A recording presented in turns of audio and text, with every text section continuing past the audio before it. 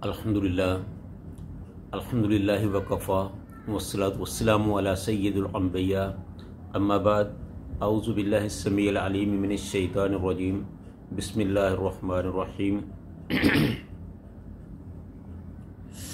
क़ालू अजिअतना लितअफ़िकना अन आलिहतिना फ़अतिना बिमा ताइदुना इन कुन्त मिनस सादिक़ीन। क़ालू, वो कहने लगे, वो बोले, अजेतना, क्या तू हमारे पास आया है? ले ताफ़िकना, कि तू हमें फेर दे। क्या तू हमारे पास इसलिए आया है कि तू हमें फेर दे, तू हमें रोक दे। अन आलिहतिना, हमारे इलाहों से, हमारे बुज़ुर्गों से, हमारे खुदाओं से, जिनकी हम परस्तिश करते हैं, तुम चाहते हो कि हम उनसे दूर हो जाएं? क्या तुम्हारे आने का मकसद ये है कि तू हमें हमारे खुदाओं से दूर कर दे? हम तो तुम्हारी ये बात हरगिज़ नहीं मानते। फ़ातिना, बस तू ले आ। फ़ातिना, तू ले आ। बेमा ताइदुना, उसको जिसका तू हमारे साथ वादा करता है, यानी जो तू अजाब का हमारे साथ वादा करता है ना, कि अगर हम अल्लाह के इन हुक्मों को ना मानेंगे तो हम पर अजाब आ जाएगा। हूद अलैहिस्सलाम का यही उनसे मुतालबा था कि मैं जो तुम्हें कहता हूँ वो मान लो, अल्लाह की परस्तिश कर दो, अल्लाह की इबादत शुरू कर दो। अगर तुमने अल्लाह की परस्तिश ना की, एक अल्लाह की इबादत ना की, मबूदा ने बातिल को तुमने ना छोड़ा, तो फिर अल्लाह ताला तुम पर कोई अजाब नाजिल कर देगा और तुम हरफे गलत की तरह मिटा दिए जाओगे।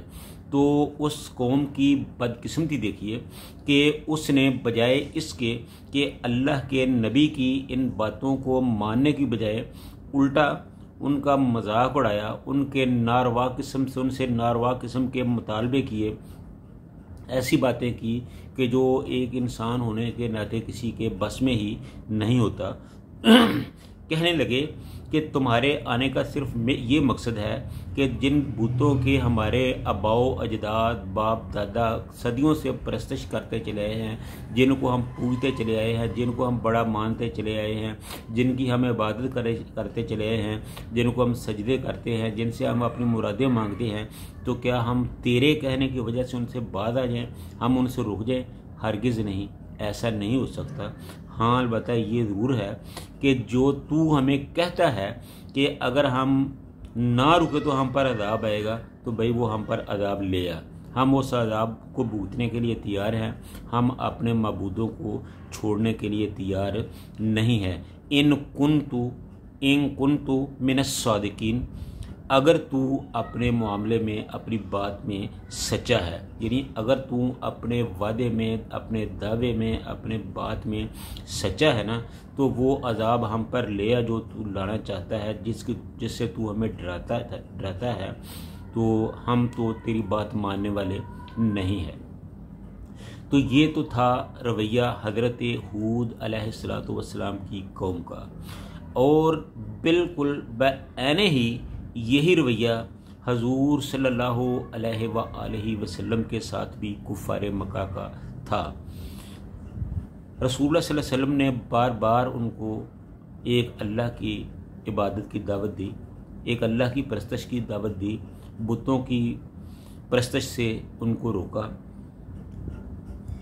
बड़ी मशहूर हदीस है कि रसूलुल्लाह सल्लल्लाहु अलैहि वसल्लम ने तमाम कुफ़ारे मक्का को कोहे सफ़ा पे बुलाया और फरमाया कि देखो, मैं तुझसे कुछ नहीं कहता, अपना फ़ायदा नहीं मांगता, बल्कि सिर्फ ये चाहता हूँ कि तुम एक बात कह दो, एक लफ्ज़ कह दो, उस लफ्ज़ की वजह से तुम अरबो अजम के मालिक बन जाओगे। अरब भी तुम्हारा होगा, अजम भी तुम्हारा होगा, या दूसरे लफ्ज़ों में समझ लो कि पूरी दुनिया पर तुम्हारी हुक्मरानी होगी अगर तुम एक लफ्ज़ कह दो। और वो लफ्ज़ क्या था? कुफ़ार ने पूछा कि वो क्या है, तो आप सल्लल्लाहु अलैहि वसल्लम ने फरमाया कि कूलू ला इलाहा इल्लल्लाह, कि तुम सिर्फ ला इलाहा इल्लल्लाह कह दो तो तुम्हारे सारे मसले हल हो जाएंगे, ख़त्म हो जाएंगे। तो ये बात सुनते ही अबू लहब ने कहा, तब्बल्ला का या मोहम्मद, कि ए मोहम्मद तेरा हाथ टूट जाए, नाउज़ु बिल्लाह मिन ज़ालिक। तो अल्लाह ताला ने इसके जवाब में सूरत तब्बत यदा जो है वो नाज़िल फरमाई कि तूने मेरे नबी से ऐसा कहा है, जा बुला तेरे दोनों हाथ ही टूट जाएं, तू तबाह व बर्बाद हो जाए, तेरा माल, तेरी औलाद, तेरी बीवी, तेरा घर-बार तेरे किसी काम ना आए। और फिर वो बिल्कुल इसी तरह हुआ। तो बहरहाल कहने का मकसद ये है कि ये जो बात है, चूँकि जब आप सल्लल्लाहु अलैहि वसल्लम ने ये फरमाया कि आप क़ूलू ला इलाहा इल्लल्लाह, ला इलाहा इल्लल्लाह कह दें, तो चूँकि वो अरब लोग थे, उनको पता था कि ला इलाहा का मानी क्या है। ला इलाहा का मानी यही है कि अल्लाह के सिवा कोई और मबूद नहीं है, कोई ऐसी हस्ती नहीं है जिसको सजदा किया जाए, जिसकी परस्तश की जाए, जिसकी से मुरादें मांगी जाए, जिसको अपना बड़ा माना जाए, जिसको खुदा इलाह अल्लाह माना जाए। तो इसलिए उन्होंने रसूलुल्लाह सल्लल्लाहु अलैहि वसल्लम की ज़बान से ये बात निकलते ही आप सल्लल्लाहु अलैहि वसल्लम की मुखालफत शुरू कर दी। तो असल में यही जो एक बात है, ये आज मुशरिकों को तकलीफ़ नहीं देती। ये जब से दुनिया बनी है उस वक़्त से लेकर ऐसा ही है और क़यामत तक ऐसा ही रहेगा कि जो मुशरिकीन हैं वो इस बात से खार खाते हैं जब उनको एक तौहीद की दावत दी जाती है, एक अल्लाह के सामने इबादत करने की दावत दी जाती है, एक अल्लाह को पुकारने की दावत दी जाती है, तो वो इससे खार खाते हैं, वो इससे घबराते हैं, वो इस पर गुस्सा में आते हैं कि हरगिज़ हमें ये बात ना करो। तो बहरहाल यही बात हज़रत हूद अलैहिस्सलाम ने अपनी कौम से कही थी और वही बात हुज़ूर सल्लल्लाहु अलैहि वसल्लम ने अपनी कौम से कही, और जो जवाब हूद अलैहिस्सलाम को उसकी कौम ने दिया वही जवाब हुज़ूर सल्लल्लाहु अलैहि वसल्लम को आपकी कौम ने यानी कुफ़ार मक्का ने दिया। तो इसलिए मेरे भाइयों, ये अल्लाह ताला का असूल है कि वो हर चीज़ को माफ़ कर देता है लेकिन शिरक को माफ़ नहीं करता।